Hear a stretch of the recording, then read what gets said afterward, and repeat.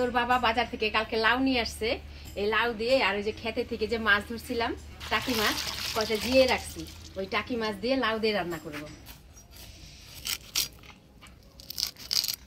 ছোটটা গোটাই দিছি, আজকের মাছটা অল্প, তো লাউটা আমি অর্ধেকটা কাটে নিব।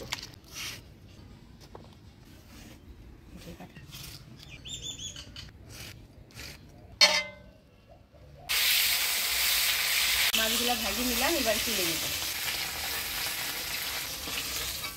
ফোড়নে দিয়ে দেবো শুকনো লঙ্কা, গোটা জিরা, তেজপাতা। দিয়ে দিচ্ছি বাটা মশলা, ধনে জিরা, আদা, লঙ্কা বাটা। দিয়ে দিচ্ছি হলুদ, লবণ। এবারে দিয়ে দিচ্ছি কাটে রাখা লাউ।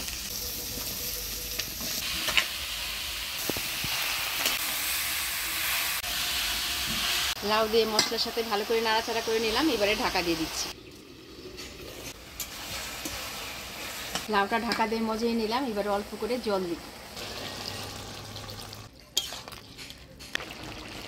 এবার ভাজিয়ে রাখা টাকি মাছগুলো দিয়ে ঢাকা দিয়ে দিব। টাকি মাছ দিয়ে লাউ রান্না হয়ে গেল, এবার নামিয়ে নিব। একদম টাটকা মাছ, টাটকা মাছ আর লাউ দিয়ে রান্না করলে কিন্তু টাকি মাছের একটা স্বাদই আলাদা। সেই দারুণ।